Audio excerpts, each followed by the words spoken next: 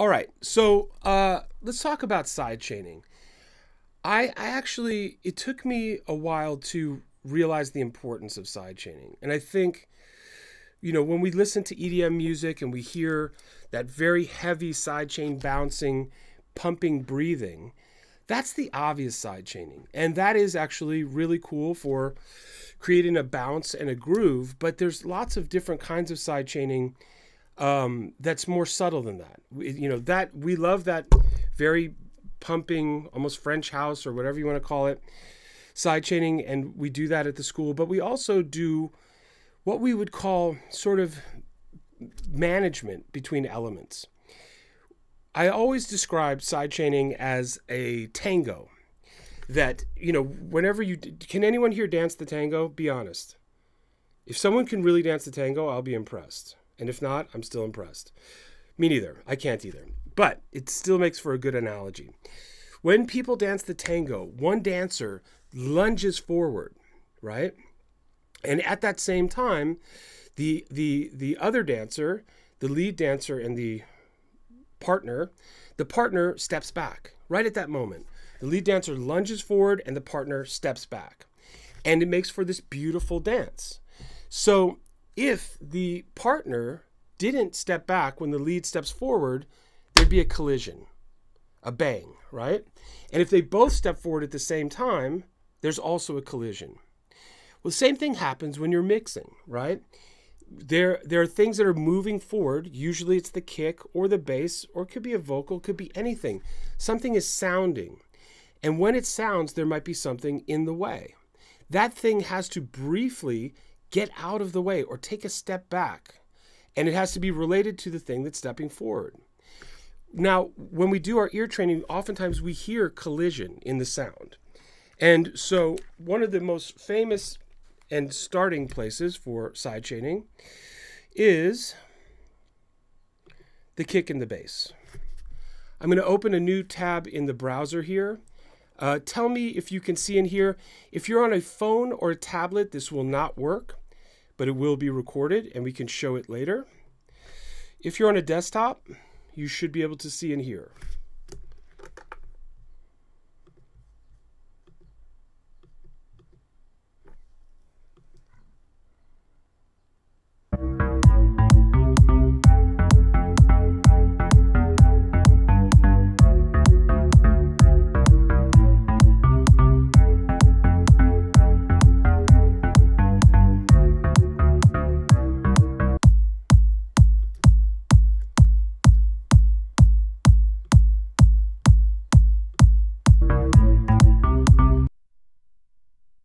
See in here okay? Good. Okay, good. So the kick is kicking, right? The kick is king or the kick is queen. If your kick is not happening in your mix is not happening. So when the kick kicks, we want things to get out of the way.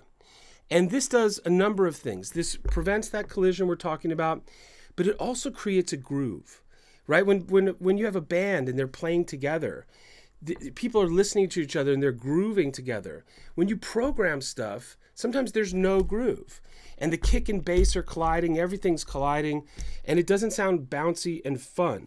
So one of the most basic things that we do in mixing foundations, which is where everyone starts in our school, or most people start, we learn how to make the bass duck or just get out of the way for a brief moment when the kick kicks. So the kick is the dominant dancer in the tango, the bass is the partner, and when that kick kicks for that moment, the bass gets reduced in volume, triggered by the actual kick. So I know everyone here uses Fabfilter, which is great because we love Fabfilter at our school, and they have the most precise sidechaining tools in the business. So here in this example, we have a kick and a bass, and the bass already has a little bit of what I call production sidechaining. Maybe somewhere there was a little sidechaining, but it doesn't matter because we can sidechain things that have already been sidechained. We can put reverb on things that have reverb on them. We can EQ things that have been EQ'd. You don't get one chance to sidechain things. You can do it multiple times until you've created the groove that you need. So if we listen here, we have a regular kick and a bass. So let's just get our ears going and hear this kick and bass combination.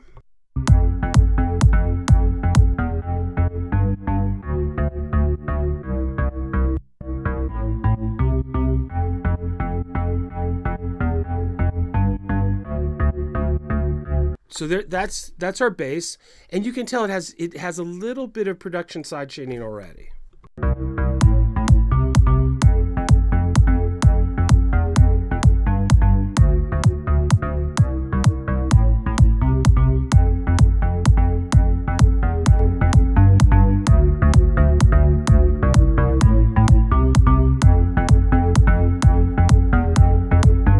So here's Pro C2.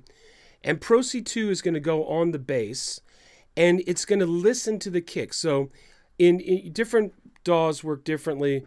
In Logic, where we are today, in the upper right hand, you see the sidechain input.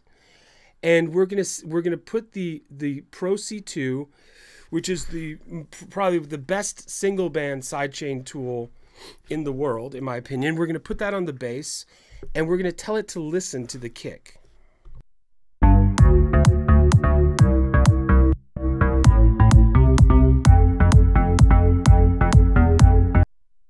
See here that I have hit external in the lower left hand. You can have it either listen to its own internal sidechain or listen to the external sidechain. So we want it to listen to the external sidechain.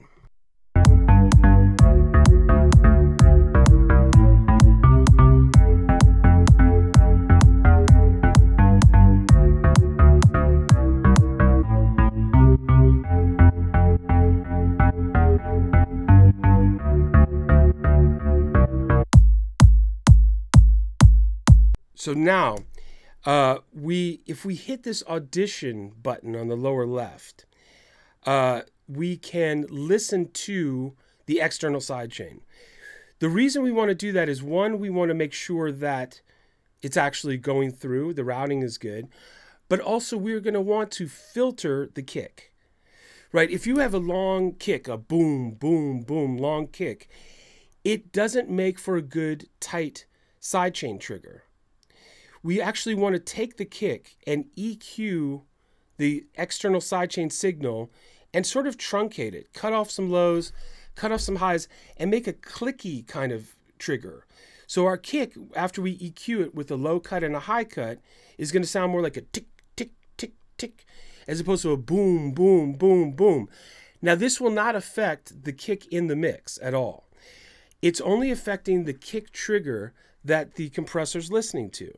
Right? We're not EQing the kick in the stereo mix. We're EQing the external sidechain signal so that we get a tight response, because if it goes boom, boom, and lasts too long, it doesn't give the chance for the compressor to recover. The compressor will hang out too long, and we won't get that tight, crisp sidechain bounce.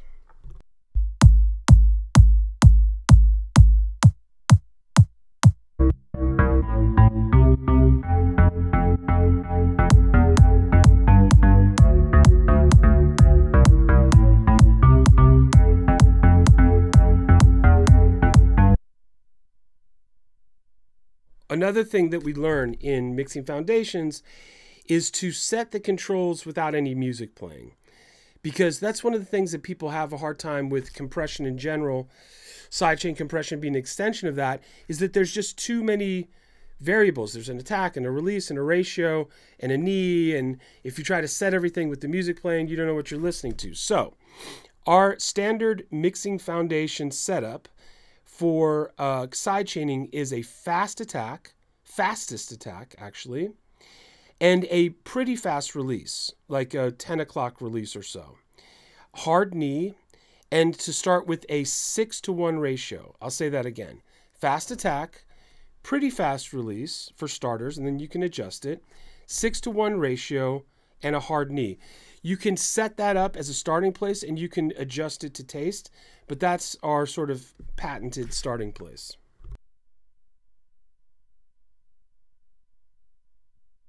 Setting that in silence.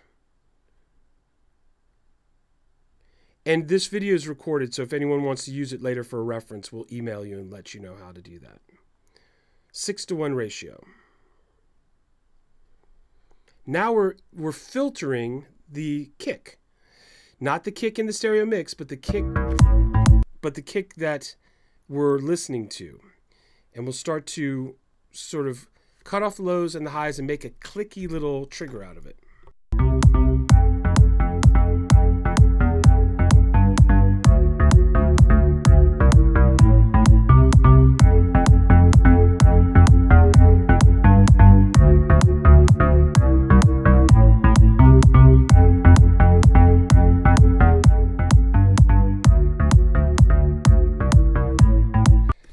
Now, when we're doing regular compression, auto makeup gain is cool, right? Because in traditional analog compressors, when you do some compression, the sound gets quieter. And we compress because we want power.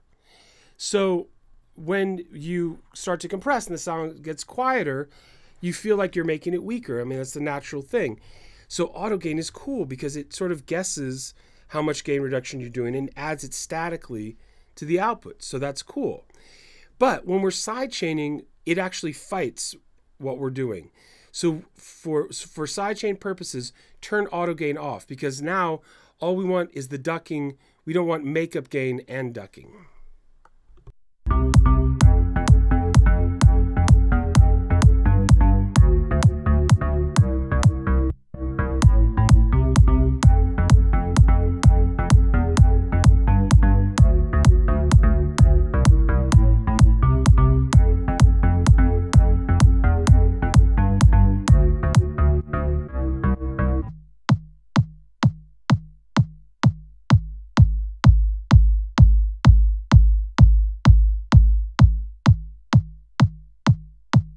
So here we are filtering that kick. That big long kick is going to make for a sloppy trigger. So we are filtering that kick, and it's usually where it ends up numerically is completely up to you. But we want to take that low subby low end out of it, and also anything that's on the top is extraneous too. We're making sort of a mid-rangey trigger.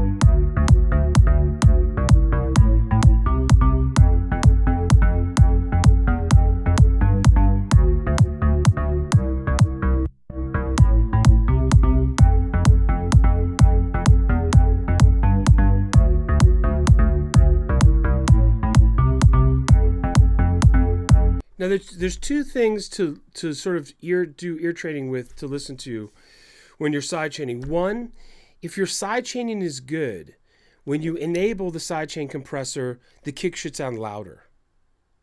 Right? You got to think of the kick. If they're not sidechaining, it's back to the tango analogy. The lead dancer stepping forward and the partner dancer stepping forward too, and they're colliding. So when one gets out of the way, you can hear the other. Also, if there's lots of low end, the kick, if you think about speakers, is trying to kick its way through a constant low end. It's though the bass is in the way, and it congests the speakers. So when the sidechaining is working, when that bass gets out of the way, the kick will feel louder. So that's one thing to check when you go in and out of bypass, to see how your sidechaining is sounding.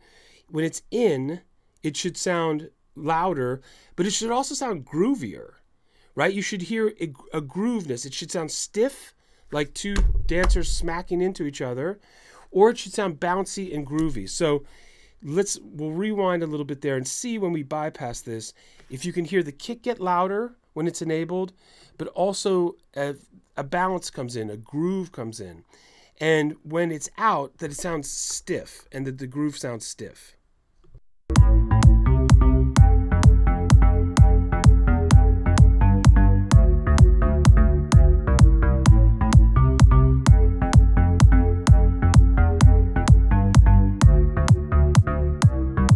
Now, a very, very helpful tool in Pro C2 is this hold.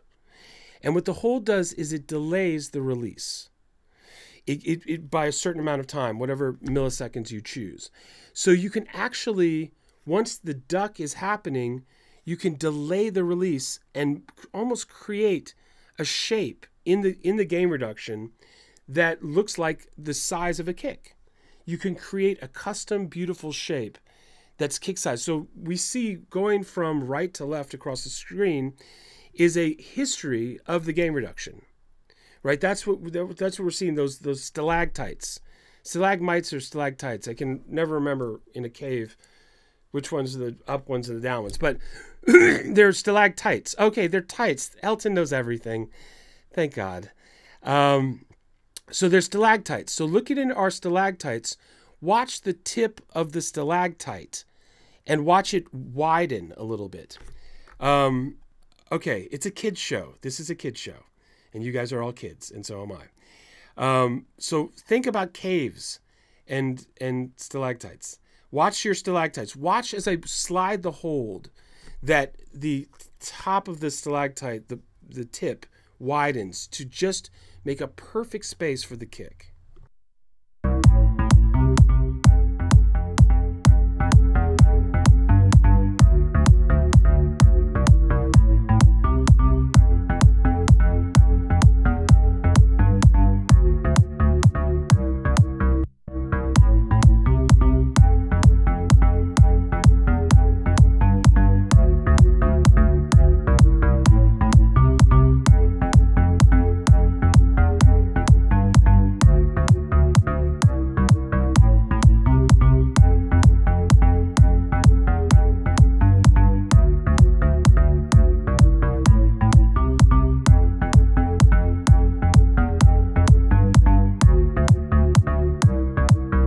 Everyone follow that? Super cool, right? One is kind of stiff and it obscures the kick, excuse me. And the other one makes it bouncy and dancy. Okay, all right, so good. That is basic single band side chaining, which we do in mixing foundations, where you learn how to use reverb, EQ, all the foundations. And it's funny, a lot of people skip mixing foundations because they're advanced, and they end up taking it later because they just had one or two things wrong, and they for years were doing things just incorrectly and didn't know why. And mixing foundations starts everyone in the right place, and it shows you how to channel strip, which is how to EQ, compress, saturate individual elements, and then from there you can build. So anyway, that's for mixing foundations. Now, for next level mixing 1, sometimes we don't want the whole dancer to step back.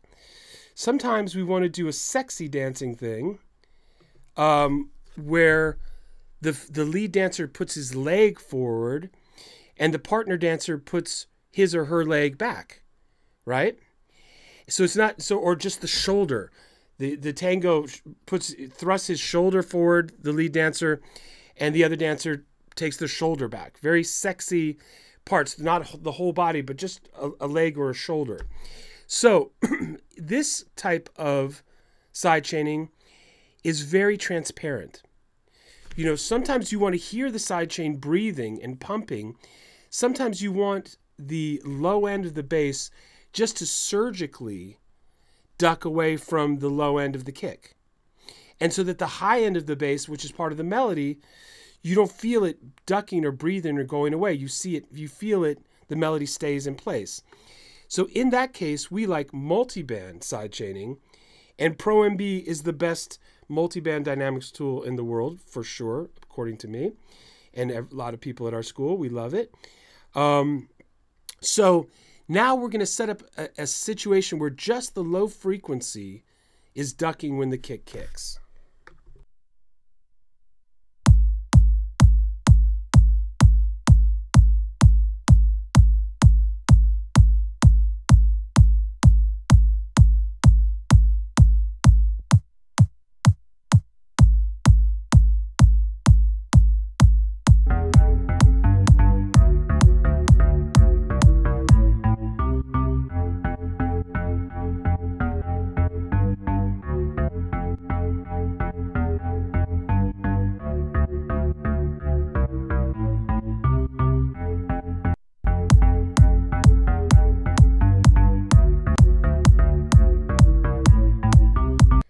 So here is Pro MB, and Pro MB is sort of like Pro C2's tricky cousin or something.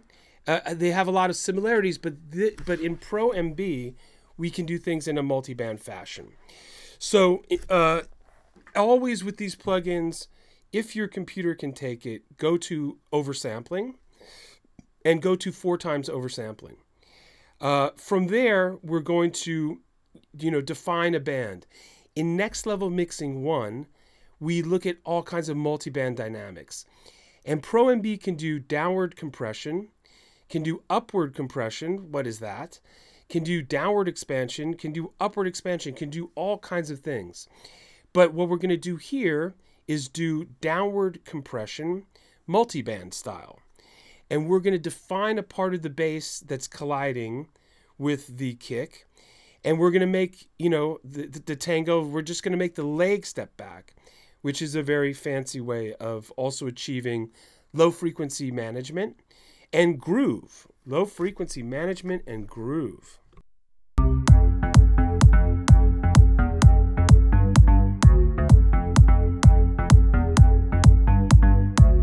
So similar setup to last time. The Pro MB goes on the bass, and we're going to tell it to listen to the kick.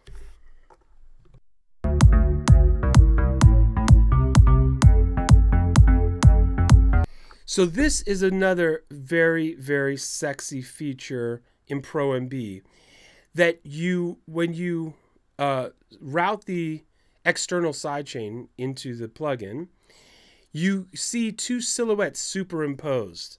You can see the kick drum silhouette, which is reddish, and the bass silhouette, which is whitish, and you can visually see where the traffic is. So there's traffic everywhere. There's all kinds of traffic, but this is sort of a low frequency traffic management.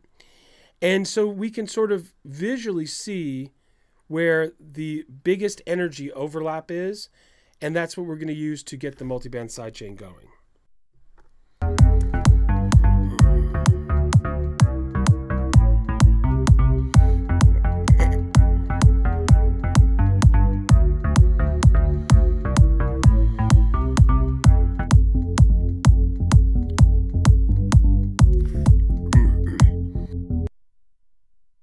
Set it visually, but you can also use this solo feature, and it can solo the band if you want to just, sort of inform your ear where some of the crossover frequency, where the crossover frequency might want to live.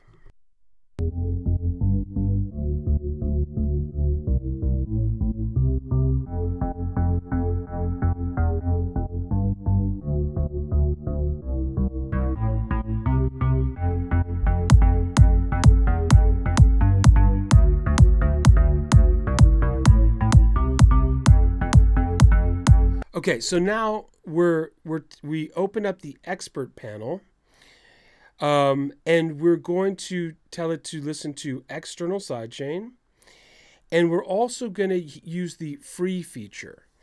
So the free feature is exactly what we saw on Pro C2. It allows us to filter the external or internal sidechain, in this case the external sidechain. Because just like the previous example with single band sidechain compression, we don't want that big fat kick to be our trigger. We want a much slimmer, tighter version to be our trigger. And so that is achieved by hitting this free button. And then we have this filter there where we can filter the lows and the highs.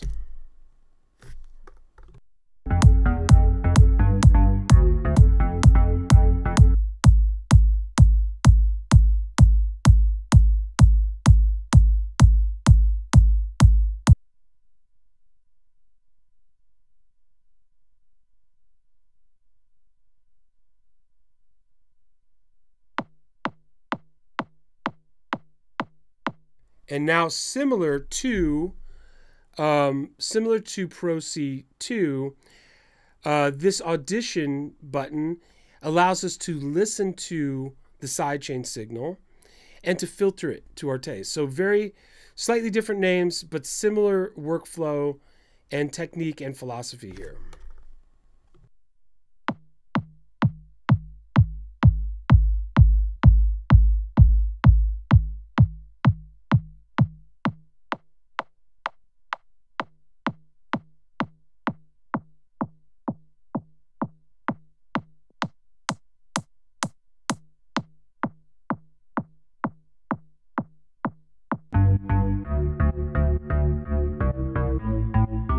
And here we're going to set up very similar sidechain controls. Fastest attack, pretty fast release, 6-to-1 ratio, and a hard knee. And those are, again, good starting places from which you can tweak it if you want to.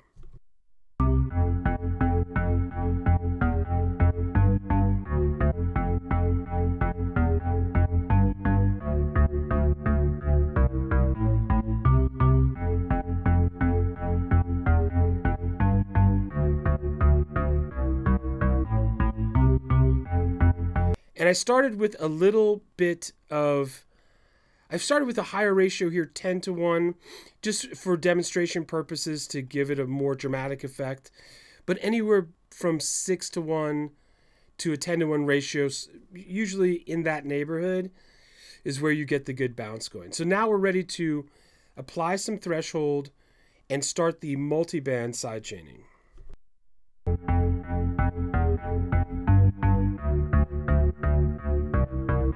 Now, in Pro C2 and in Pro MB, we have a range control.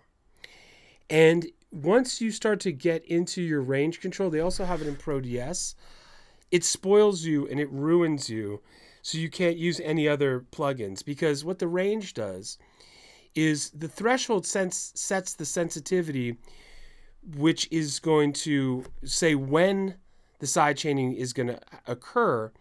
And the range sets a limit of how far down the ducking goes. So you can get just the behavior you want and say, you know what, I love the bounce, I love everything, I love the feel of it, but don't dip below here. And that's your range control. A lot of people don't know how to use it. Once you start to use it and you start typing in values and you can get very precise, you can get the most precise sidechaining anywhere. And people say that, you know, our school, we teach the best sidechaining techniques and methods anywhere in the world, and we do.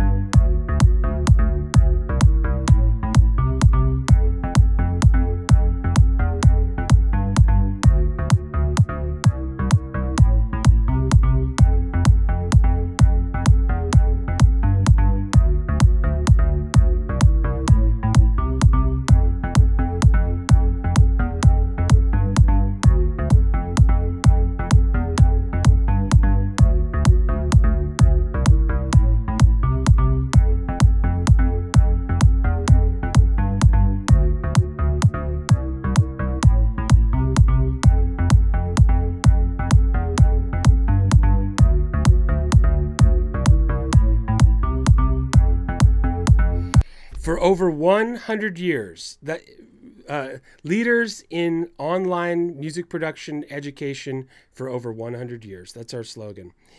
So can everyone hear that it sounds kind of stiff and clunky without the sidechaining, and it sounds groovy with it? Groovy, baby. Yes?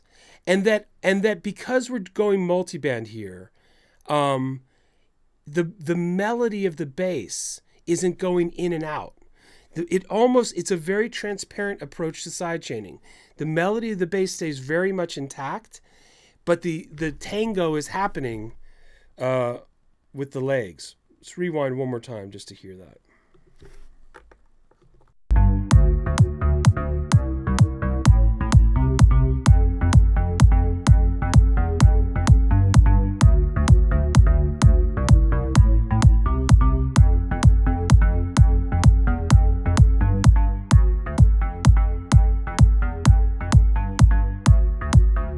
Now, what I'm showing here is that if you didn't filter the lows, that you would have an ungroovy groove right? That how critical it is to filter the external sidechain input. If I take off that filter, watch, my whole groove falls apart.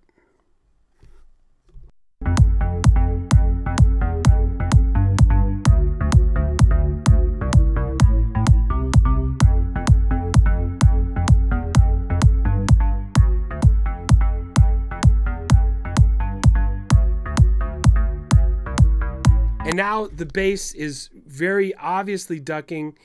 And so for some of you who said that they felt totally lost or were barely decent, if you get this technique alone of just really being aggressive in filtering your external sidechain input, it may be one of the things that you were missing. That's my guess.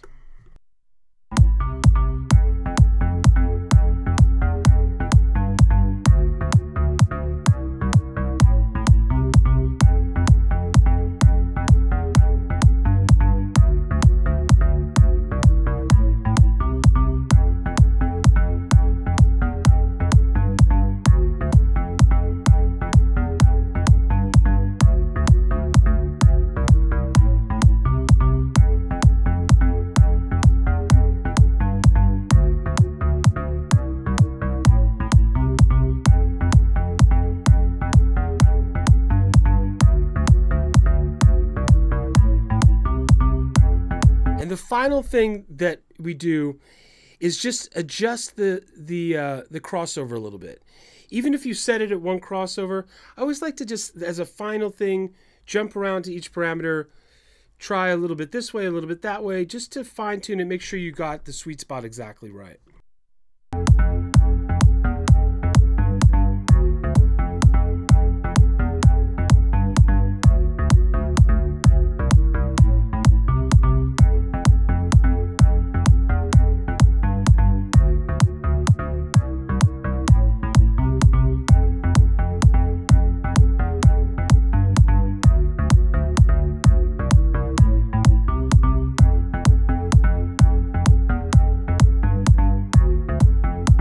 Okay, everyone following this? Groovy, baby. Yes, and we'll save a little bit of time at the end for questions. And any questions we don't answer today, we'll show you our beautiful mixmasterforum.com, the world's only forum dedicated to mixing and mastering. And it's really cool. So, and you guys can all hang out and talk, and I will chime in, and it's a very interactive way to keep the conversation going. All right, here's one last one today we'll squeeze in for the gurus. This is for everybody, but it's a little guru-ish. It's a little bit guru-y.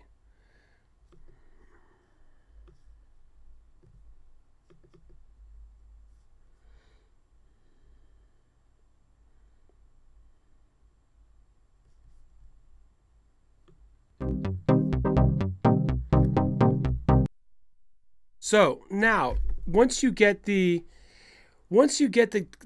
tango concept, that you can tango with your whole body or tango with just part of your body, multiband, now it gets a little crazy. You can also use sidechaining for width and center management, right? What am I talking about? Mid-side technology. And for those who know that you can take a stereo signal and you can separate out what is common to both sides, which is the mid signal, and what's different on both sides, which is the stereo signal or the side signal. And you can process them separately and then put it back together like it never happened. I'll never forget the first time someone showed it to me. It absolutely blew my mind. And, 20 years later, it still blows my mind that you can actually do that. And people figured out how to temporarily extract the mid signal and the side signal, process them, and then put them back together. It still blows my mind. So one of the things that we stress at the school is keeping a clean center, right? And sometimes there's stuff in the center that doesn't need to be in the center. What's in the center? The kick, the bass, the sub bass, the snare, the clap, the lead vocal, the lead melody, all down the center. Even if they have stereo effects to stereoize them, they're in the center. So things that don't need to be in the center need to get out of the center. And you can do that statically with a mid-side reductive EQ, but much cooler is to do it dynamically. So two things that really fight a lot is like Fender Rhodes or electric piano and bass. They have a lot of common frequencies, and they fight. They're two dancers knocking into each other. So what a really cool technique is to have the bass sort of be the master of the center, and then to take the electric piano or pads and have the center duck, sidechain duck, so that the sides stay there. So you don't hear that French house breathing thing, which we also love, but this is a much more fancy, transparent way to have your piano chords or your pads hang out and be there, but have the center give way to that lead tango bass dancer, right? Kind of crazy. So here we go. Let's take a look.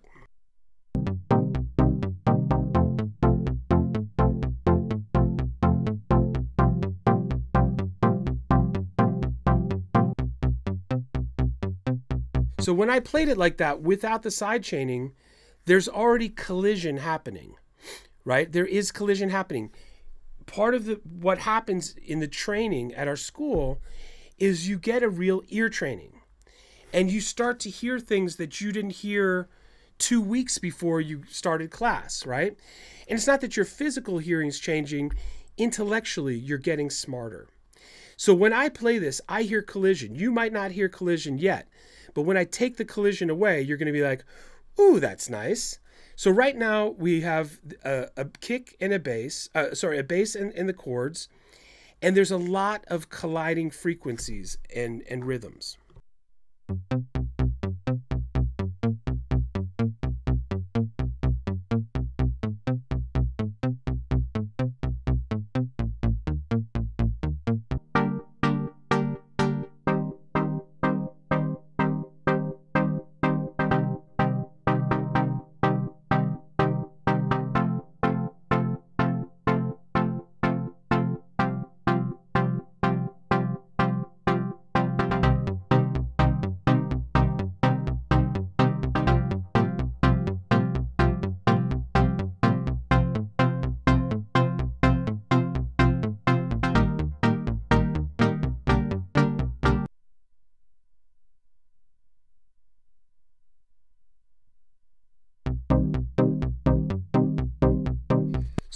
So the dominant tango dancer is the bass. The partner is the chords. The pro MB goes on the chords, and it's going to listen to the bass.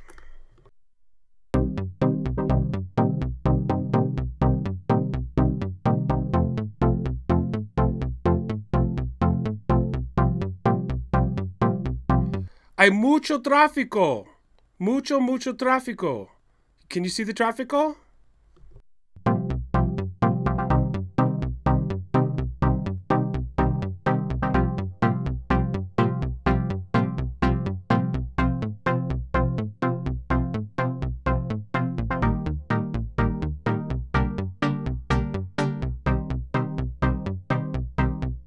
So now we're going to go to external mode. We go open up the expert window. We have 4 times oversampling. And now we're not going to use the free function. Right? Before, we're using the free function to filter the kick. But now we don't want to filter the external sidechain input. We want it to be its big self, because we want to use that big self to push the center signal of the chords out of the way, so there's a clean center runway for the bass.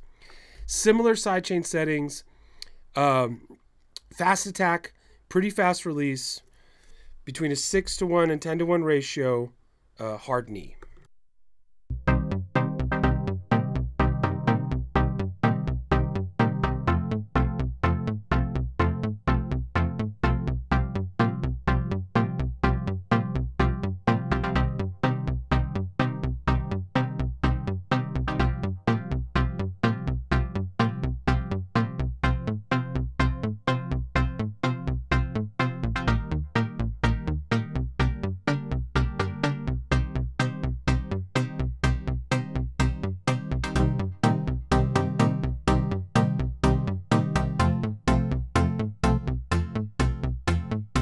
So this is cool. We got the side chainings working.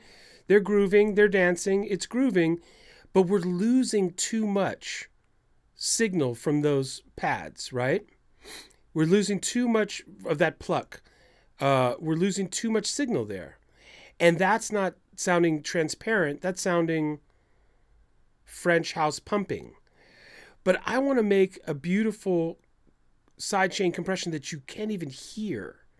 And you only notice it when it's gone, right?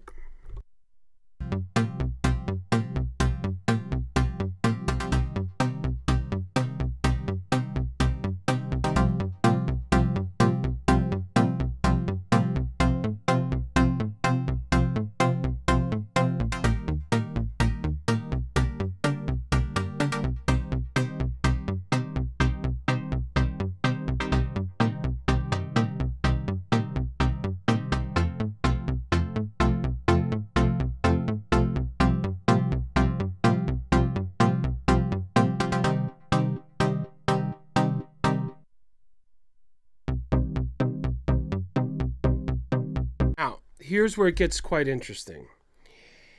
This little slider is a stereo linker and unlinker if it goes from the center to the left. If it goes from the center to the right, it's a mid-side slider. So if we drag it all the way to the right and select the mid function, now the side chaining is only happening on the mid signal, which is leaving whatever stereo unaffected. So you won't notice the ducking, but you'll feel the dynamic cleanliness of the center signal.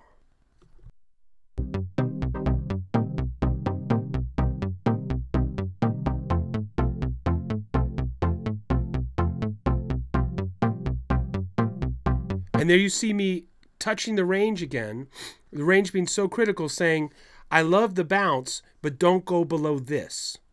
Right? It's a limiter of how low the bounce will go down.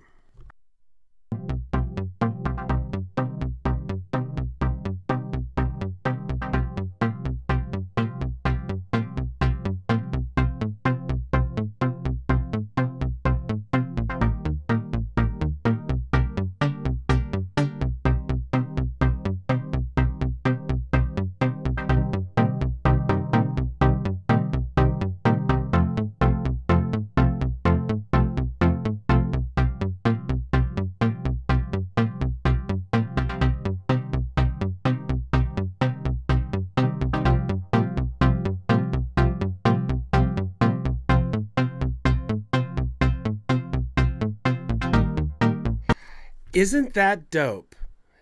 Right? The sides are not ducking. So the sides are tickling the sides of your ears.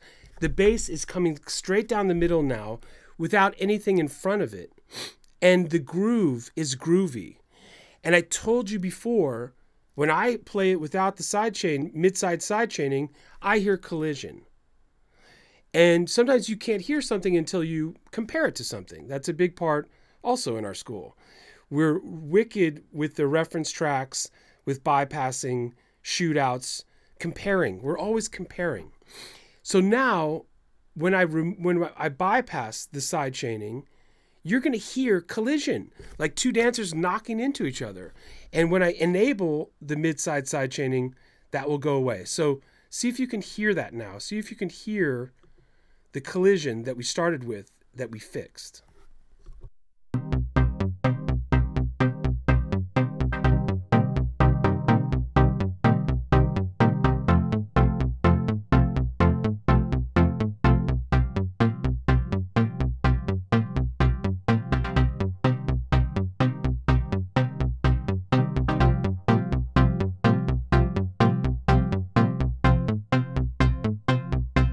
Can you hear that it fixes distortion?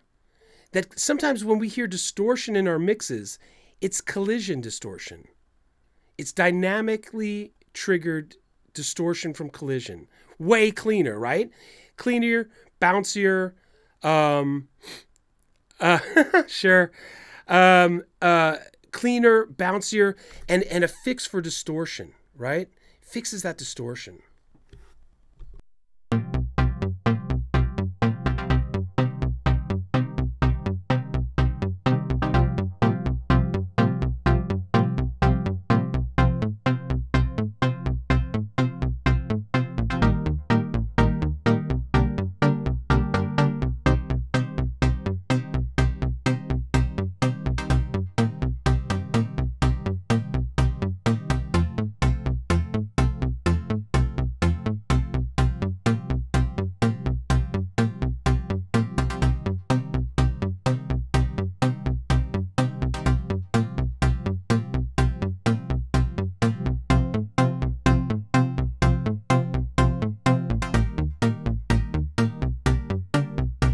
Okay, how beautiful and sexy and dope is that? That's one for the gurus, but that's also one for everybody. Everybody should start to think now, once you get your sidechain game together, that not only can you do single band sidechaining, but you can do multi-band sidechaining, and then you can do mid-side sidechaining, and then you can do mid-side multi-band sidechaining. Say that 5 times fast. It's tough. So anyway, I just want to say a couple things, and then I'm happy to take a few questions, actually. Let's see here.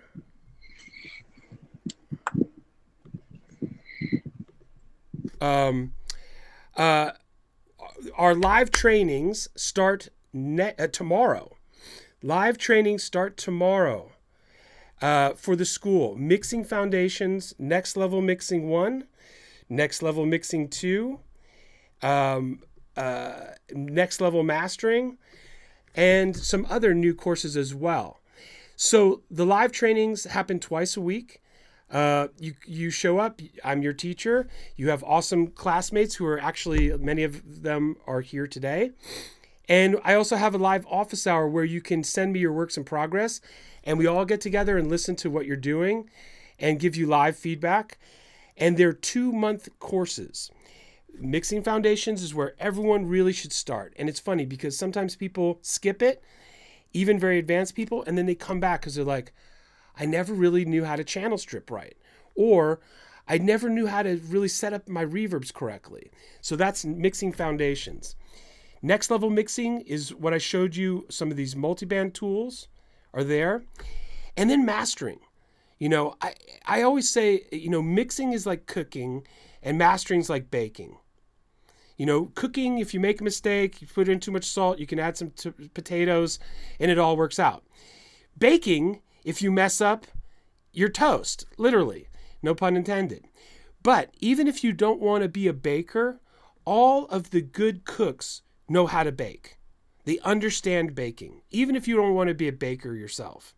So I encourage everyone to take Next Level Mastering. I can definitely say we have the best mastering class anywhere online in the world, period.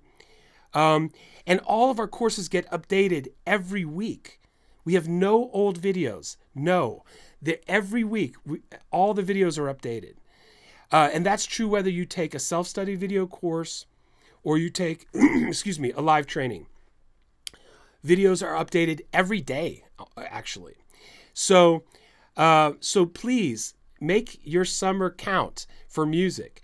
Either come to the live training starting tomorrow and hit us on the live chat if you have any questions, or take a video self-study class and learn beautiful sidechaining while you're on the beach getting a tan, right? So we have stuff for both lifestyles. So if you have any questions at all, let us know. If you're interested in Mixing Foundations, because of our scheduling, we're not sure when we're going to offer it again live after this summer. We will, because we'll update the course, but we're not sure when. So if you want to get started on the right foot with your mixing and clear up some of those mistakes that you're making, confusion, whatever, Mixing Foundations starts tomorrow, and it is not too late to sign up. Our live chat on our website is the fastest way to get us, and those who are in the school already know we're pretty quick to get back to you if you need anything on the live chat. So thank you very much for coming to the webinar today. New people, wonderful to meet you all over the world. We're here for you. Returning friends of the school and students, we love you. Thank you for coming today. Thank you, Mike Hooks, for putting everything together. I will take a couple questions now. I'll try to do my best. So thank you, everyone, for spending the time today. It's a wonderful way for people all over the world to get together and learn together live, which is what our school is all about. Let me see if I can take a couple questions. Any other questions here? Let me show you our forum, mixmasterforum.com. So feel free to start a thread here. It is the world's only dedicated mixing and mastering forum. And there's so much good stuff here. Paul Fox is here, mastering engineer from the UK, who puts incredible posts. Elton is active. Mike Hooks is active. I'm there. I'm the little Bitmoji with the sunglasses. So any questions about this, let us know. And we'll also be emailing you. If you want to watch this video again as reference, we'll be emailing you and let you know how you can watch that. Okay, good. Let me see if I can answer a couple questions. Is there a way to calculate release timing to work with the templated track? From Greg. Not really. Not really, because the release timing... Let me get a sip here of carrot juice. The release timing has to be set by humans, by ear, and by hand. There's not, it's funny. You would think that you'd be able to lock it to the tempo, but the specific bounce that you're creating is really handmade, and it's your taste. It's your taste, the bounce that you want, and everyone hears the groove or the bounce a little bit different. So today I showed you a lot of technique, but it's your taste that, everyone who comes to school, they want the technique, they want the workflow, they want the philosophy, but they love their own taste.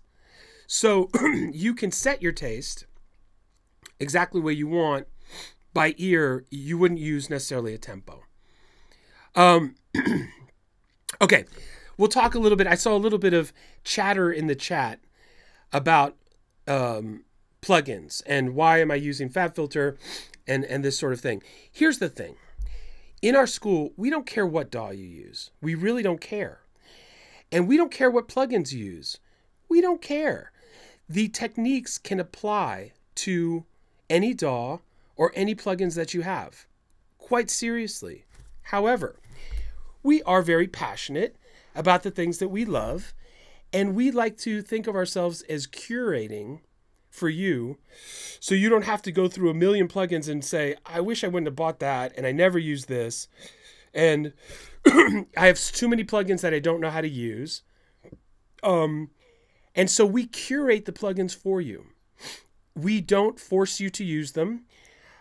We don't make money when you buy them. We do give you a 50% discount on anything you want.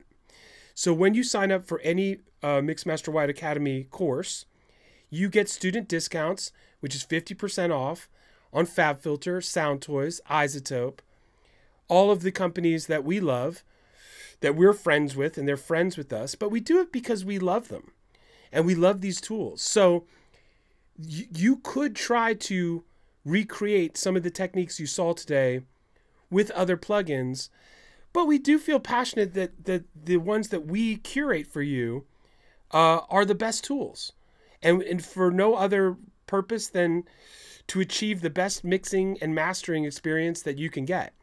And we use a lot of different ones. So, and we're very open-minded, and we're trying out new ones all the time in our secret test kitchen. That's fun that we do. It's top secret. And when we come up with something new that we love, we put it in our highly recommended list. And we're just trying to save you time and money and share with you what we're passionate about. It's nothing beyond that. It's not a commercial for Fabfilter, but we love Fabfilter. Okay. Other questions?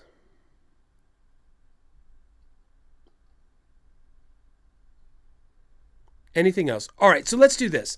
That was quite a bit to digest. No, we don't have, you can't download the courses on the go, unfortunately, for reasons that you could probably think about. But, you know, there's Wi-Fi almost everywhere. Almost everywhere. Listen, all right, listen, that quite a bit to digest today. Thank you, everyone, for coming. Great to see everybody. We'll email you how you can watch the video again. Thanks again to everyone. And please, let's keep the conversation going on the forum. We'd love to see you in class tomorrow. Hit us on the live chat. We'll get you in the class. If you're off to a wonderful beach vacation that has Wi-Fi somewhere, then take the video self-study course, and you get a live question and answer session and live feedback once a week as well. All right, everybody. Great to see everyone. See you soon. Come sign up and take some courses this summer. Get your mixing together. All right. Cheers, everyone. Thanks.